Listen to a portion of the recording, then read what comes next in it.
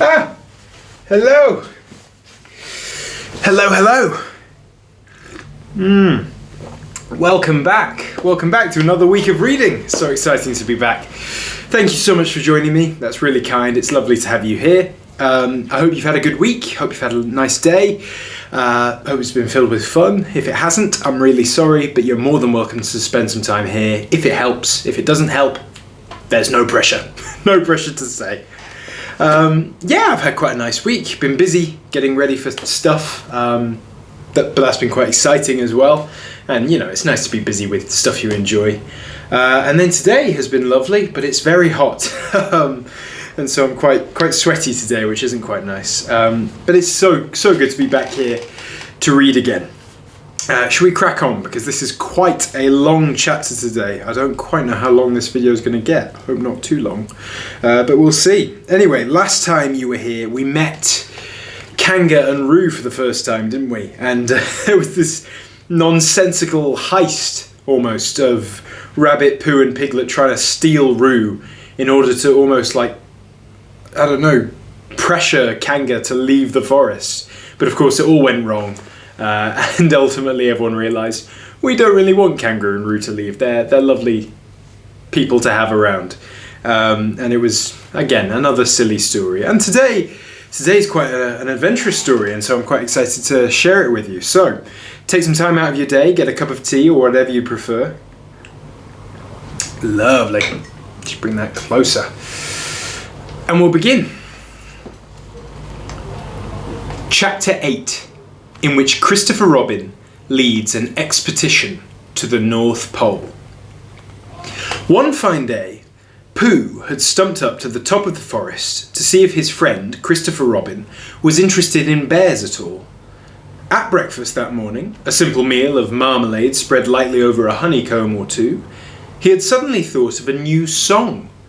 It began like this. Sing ho for the life of a bear.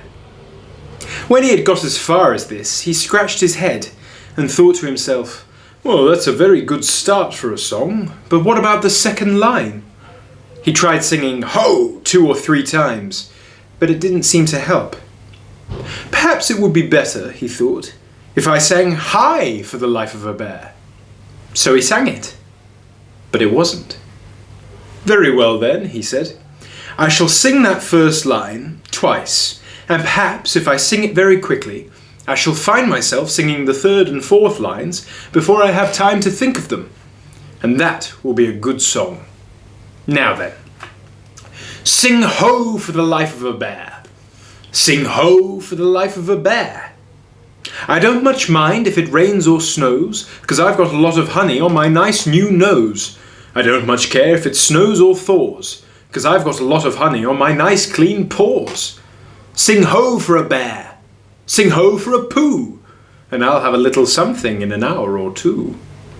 Well, he was so pleased with this song that he sang it all the way to the top of the forest. And if I go on singing it much longer, he thought, it will be time for the little something, and then the last line won't be true. So he turned it into a hum instead. Christopher Robin was sitting outside his door, putting on his big boots. As soon as he saw the big boots, Pooh knew that an adventure was going to happen, and he brushed the honey off his nose with the back of his paw and spruced himself up as well as he could so as to look ready for anything. Good morning, Christopher Robin, he called out. Hello, Pooh Bear. I can't get this boot on. Ooh, that's bad, said Pooh. Do you think you could very kindly lean against me? 'Cause I keep pulling so hard that I fall over backwards. So Pooh sat down, dug his feet into the ground, and pushed hard against Christopher Robin's back. And Christopher Robin pushed hard against his, and pulled at his boot until he had got it on. And that's that, said Pooh. What do we do next? We're all going on an expedition, said Christopher Robin as he got up and brushed himself. Thank you, Pooh. Going on an expedition, said Pooh eagerly. I don't think I've ever been on one of those. Where are we going to on this expedition? Expedition, silly old bear. It's got an X in it. Oh, said Pooh. Well, I know. But he didn't really.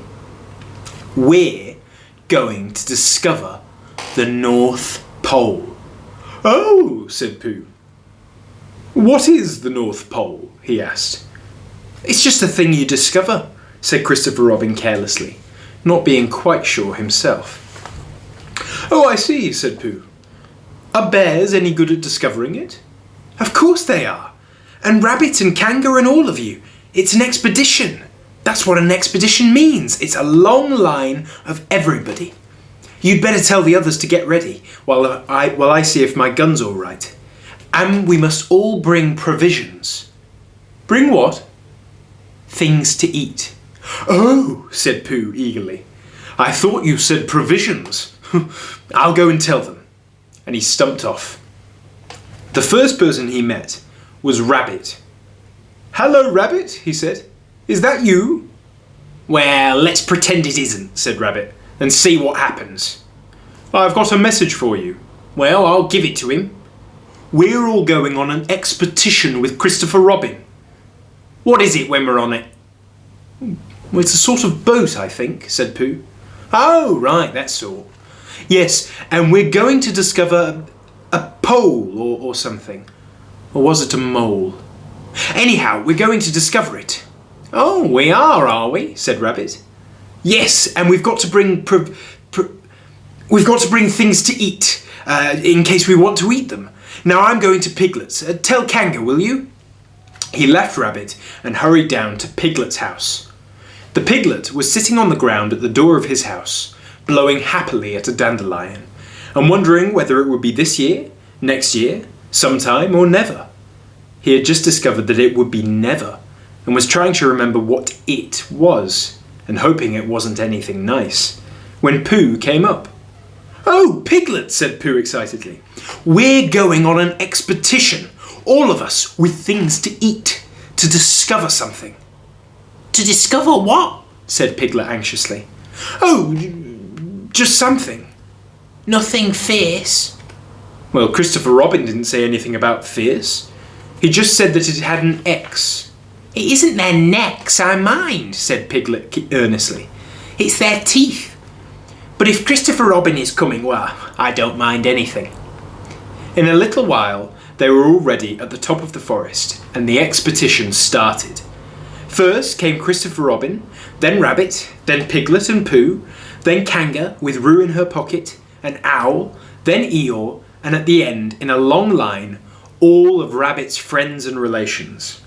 I didn't ask them, said Rabbit carelessly. They just came. They always do. They can march at the end after Eeyore. What I say, said Eeyore, is that it's unsettling. I didn't want to come on this what Pooh said. I only came to oblige, but here I am. And if I'm the end of the what we're talking about, then let me be the end. But if every time I want to sit down for a little rest I have to brush away half a dozen of Rabbit's smaller friends and relations first, then this isn't an whatever it is at all. It's simply a confused noise. That's what I say. I see what Eeyore means, said Owl. If you ask me... Well, I'm not asking anybody, said Eeyore. I'm just telling everybody. We can look for the North Pole, or we can play Here We Go, gathering nuts and may with the end part of an ant's nest. It's all the same to me.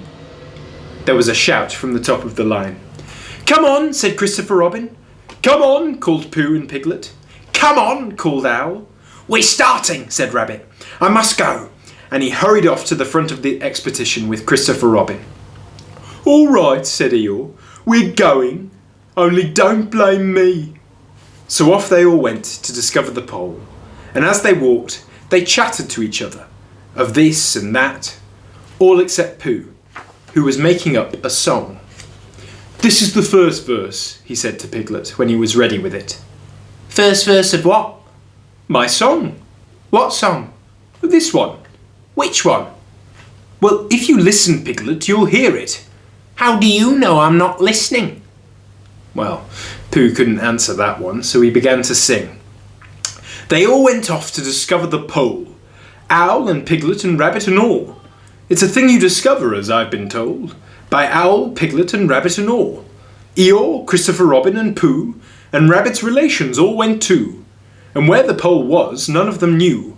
Sing hey for Owl, Rabbit and all. Hush, said Christopher Robin, turning round to Pooh. We're just coming to the dangerous place. Hush, said Pooh, turning around quickly to Piglet. Hush, said Piglet to Kanga. Hush, said Kanga to Owl, while Roo said hush several times to himself very quickly. Hush, said Owl to Eeyore. Hush, said Eeyore in a terrible voice to all Rabbit's friends and relations. And hush, they said hastily to each other, all the way down the line, until it got to the last one of all.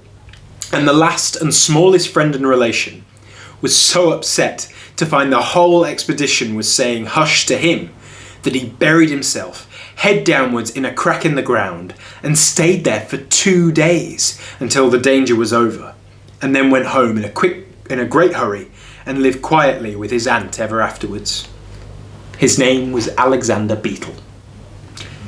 They had come to a stream which twisted and tumbled between high rocky banks, and Christopher Robin saw at once how dangerous it was. It's just the place, he explained, for an ambush. What sort of bush? Whispered Pooh to Piglet. A gorse bush. My dear Pooh, said Owl in a superior way. Don't you know what an ambush is? Owl, said Piglet, looking round at him severely. Pooh's whisper was a perfectly private whisper, and there was no need. An ambush, said Owl, is a sort of surprise. Well, so is a gorse bush sometimes, said Pooh. An ambush, as I was about to explain to Pooh, said Piglet, is a sort of surprise. If people jump at you suddenly, that's an ambush, said Owl. It's an ambush, Pooh, when people jump at you suddenly, explained Piglet. Pooh, who now knew what an ambush was, said that a gorse bush had sprung at him suddenly one day when he fell off a tree, and he had taken 6 days to get all the prickles out of himself. We're not talking about gorse bushes, said Owl a little crossly. Well, I am, said Pooh. They were climbing very cautiously up the stream now, going from rock to rock, and after they had gone a little way, they came to a place where the banks widened out at each side, so that on each side of the water there was a level strip of grass on which they could sit down and rest. As soon as he saw this, Christopher Robin called, "Halt!" and they all sat down and rested. I think, said Christopher Robin, that we ought to eat all our provisions now, so that we shan't have much to carry. Eat all our what? Said Pooh. All that we've brought to eat, said Piglet, getting to work. Oh, well that's a good idea, said Pooh, and he got to work too. Have you all got something? Asked Christopher Robin with his mouth full. All except me, said Eeyore. As usual.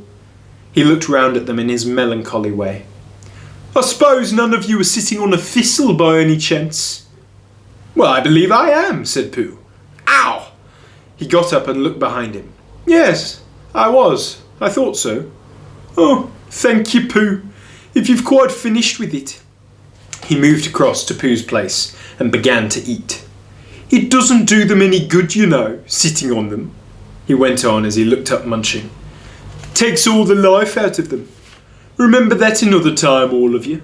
A little consideration, a little thought for others makes all the difference.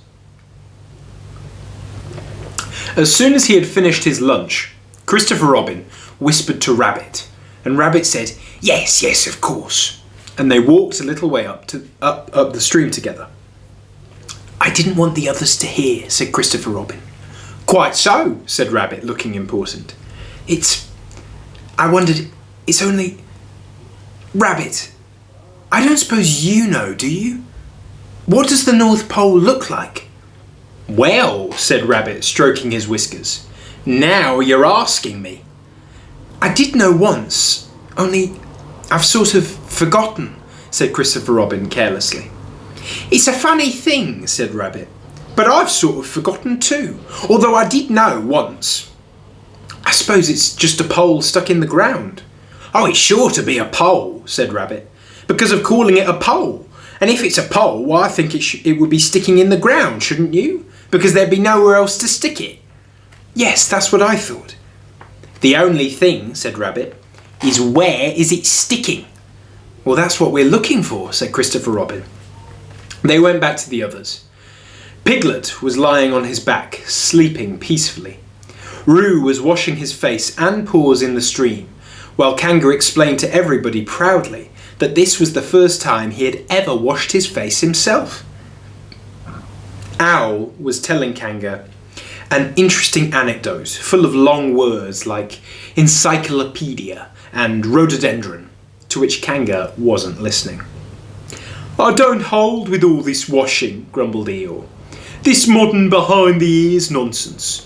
What do you think, Pooh?" "Well," said Pooh, "I think..." But we shall never know what Pooh thought, for there came a sudden squeak from Roo, a splash and a loud cry of alarm from Kanga. "Oh, so much for washing," said Eeyore. "Roo's fallen in!" cried Rabbit, and he and Christopher Robin came rushing down to the rescue. "Look at me swimming!" squeaked Roo from the middle of the pool, and was hurried down a waterfall into the next pool. "Are you all right, Roo dear?" called Kanga anxiously. "Yes," said Roo. "Look at me swimming!" And down he went over the next waterfall into another pool. Everybody was doing something to help.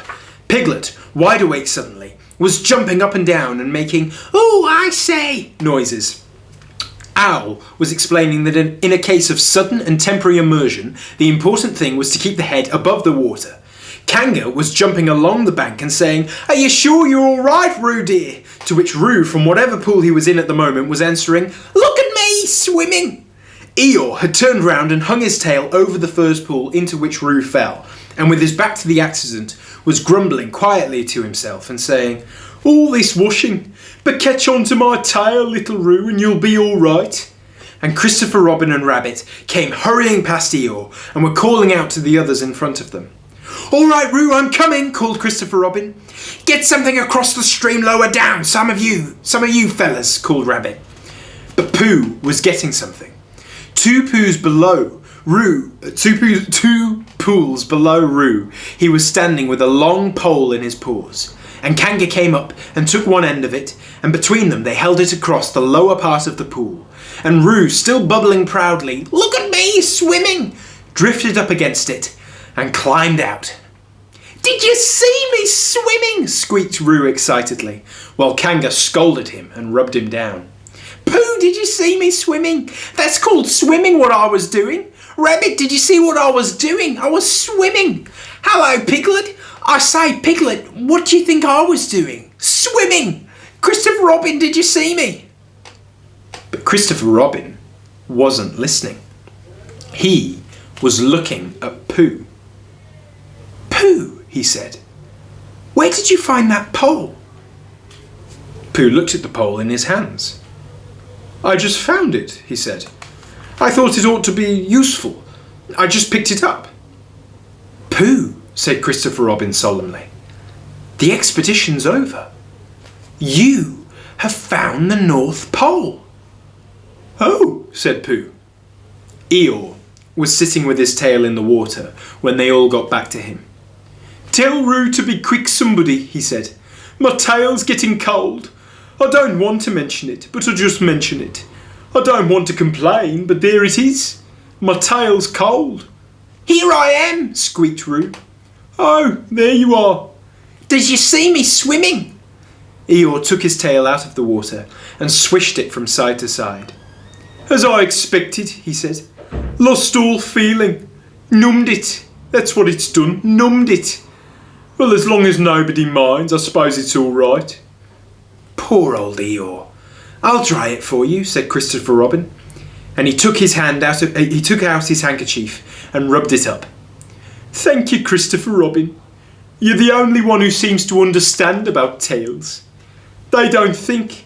That's what's the matter with some of these others. They've no imagination. A tail isn't a tail to them, it's just a little extra at the back." "Never mind, Eeyore," said Christopher Robin, rubbing his hardest. "Is that better?" "Well, it's feeling more like a tail, perhaps. It belongs again, if you know what I mean.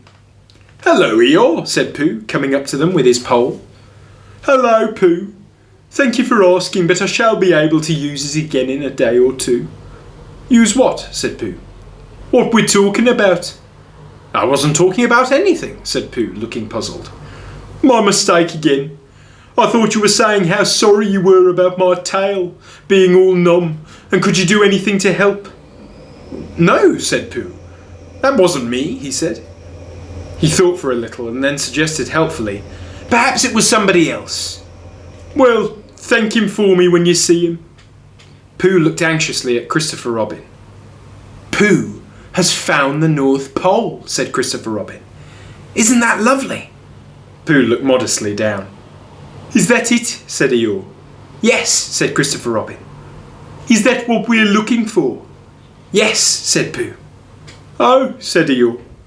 Well, anyhow, it didn't rain, he said. They stuck the pole in the ground, and Christopher Robin tied a message onto it. North Pole, discovered by Pooh. Pooh found it. Then they all went home again.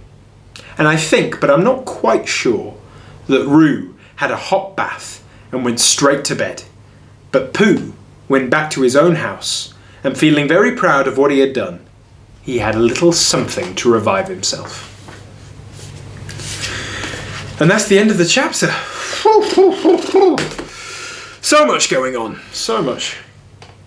I think that's the first chapter where we've had all the characters together and they're all talking with each other and intermingling as they're going on this expedition. And it's a bit of a slog, I think, this one. It's quite a chunky chapter. And then, of course, you have that sort of franticness of Pooh falling in the water and everyone doing their own thing to fix it. And then, of course, Pooh finding the North Pole to save Roo, rather. I'm getting Roo and Pooh and Pools mixed up. Anyway, it's a great chapter. I always feel sorry for Eeyore in these chapters. He's always dismal. He always sort of sees the worst things about life and can't seem to celebrate in the same way as the others. Maybe one day he will, but we'll find out. Whew. It's a good chapter, Anyway, thank you so much for joining me this week. It's a pleasure to have you here with me, and I really hope you can join me next week for chapter 9, in which Piglet is entirely surrounded by water, and we'll find out what else may happen then. I'm guessing water may be involved. We're sadly coming to the end of our Winnie the Pooh series. We've only got 2 chapters left, so I just want to say now thank you so much for joining me for these episodes. I really hope you can join me for these last 2 episodes, and then there'll be some more episodes along the way. But yeah, until next week, have a lovely time, have a lovely day, have a lovely week. Take care of yourselves, take care of each other, and bye bye.